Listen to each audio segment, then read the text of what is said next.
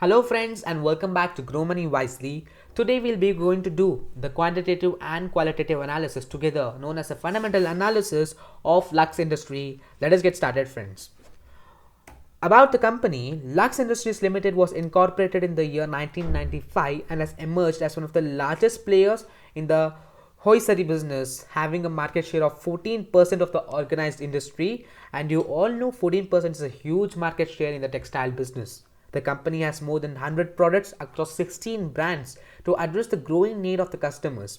We would be showing you in brief about the company's brands in a few moments, which is very important before an investor investing in a company. The company has approximately 5,000 SKUs under various brands and sub-brands. The company's 6 manufacturing facilities possess a cumulative capacity of 2 lakh caravan pieces a year, with focus on growing exclusive retail outlets and providing customers with seamless buying experience. The company's products are available in 4,50,000 retail points across the whole India.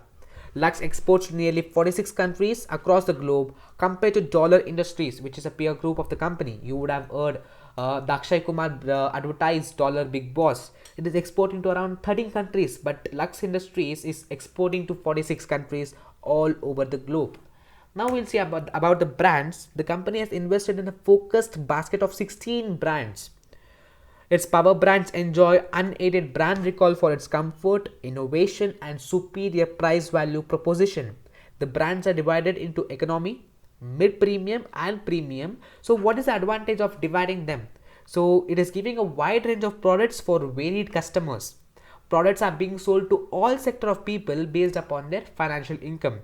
So Virat Kohli, 1-8, Lyra of Tapsi Pannu, Varun Dhawan, Lux Cozy, even Kartik Aaryan, Amitabh Bachchan, Shah Rukh Khan, Sunny Deol are some of the brand ambassadors of this company.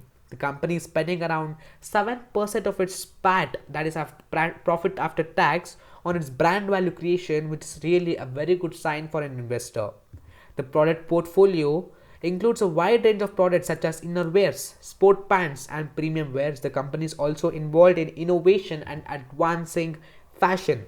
The company is having its own research institution for innovation, as once again, as my previous video on Orient Electrics, I repeat, innovation is the backbone for the success of a company. Now, talking about the listing of the company, it was listed in the year 2003. The company's IPO was oversubscribed by 4 times. Now talking about the strengths of the Lux Industries. Rich sectorial experience, 14% share in the market, extensive distribution system, around 4.5 lakh retail points, cost leadership. We'll talk that aspect in the financial part. Good manufacturing ability, more than 100 products, focused on all segments of people, enduring brands, celebrity advertisement, increased liquidity, that is the good cash flow, international presence across 46 countries, technology are some of the strengths of the companies. Now, talking about the opportunities, that is the scalability part, the textile industries play a significant role in the economy, contributing to over 13% of the industrial output and over 2% of the GDP. The government of India allocated 3,514.79 crore to the textile industry and 3,000 for the skill development. Even government is helping this industry. It is helping this sector to grow abundantly, as there's a lot of advantages for the government itself, and this has become an opportunity for the company. Abundance of natural fiber. So abundance of natural fiber, there's a more supply of the natural fiber, and this leads to decreased cost of the raw materials, which is a good sign for a company. Millennial demand. India is a young country with a median age of 28 to 29 years. So as young population is increasing in the country, it is an opportunity for the company.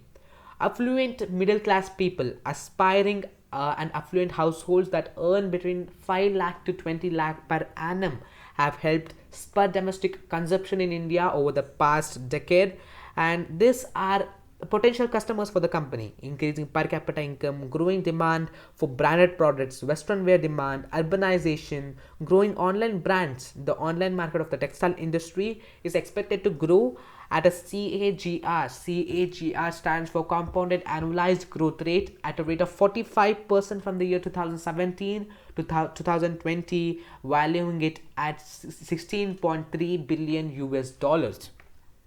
It is getting compounded at a rate of 45%. So if the industry, or the if the sector, that is the textile industry, is getting compounded at 45%, will the company also grow at the same rate? If the company is doing good, then it will surely grow in that same rate. Then it is a good sign for an investor. Working women is strengthening the demand. Growing fashion consciousness are some of the opportunities the company is eyeing on.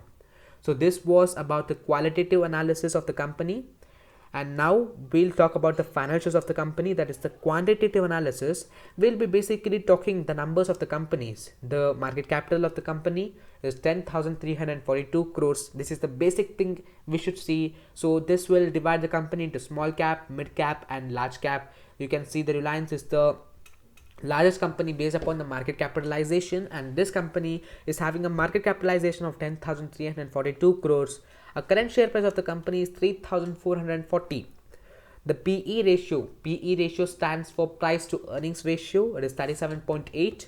Book value of the company is 336. Price to book value is 10.2. Return on capital expenditure, ROCE, is 43.5%. This is this is the return you're getting on a compounded basis. Return on equity is 36.2%. Interest coverage ratio is at 34.5, which means on what loan you're having surplus of 34 times, so that you can just finish the loan in a matter of seconds. The promoter holding is 74.4%. It's quite good.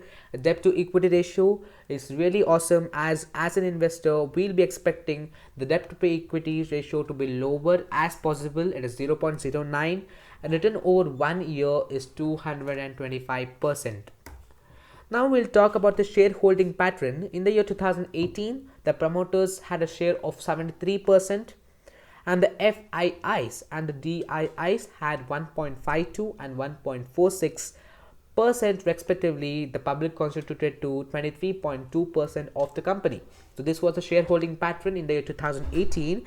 And now speaking about the year 2021, the company shareholding pattern has changed drastically, with the reduced promoter holding, whereas increase in the investments from the foreign institutional investors and domestic institutional investors, that is the FIIs and DIIs, which is again a good sign for an investor looking for a longer horizon.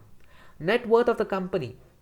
The sum of all tangible assets of the company in the year 2017-18 was 241.7 crores, and in the year 2021 it is 1011 crores, which means the company is buying more and more tangible goods. So what are tangible goods?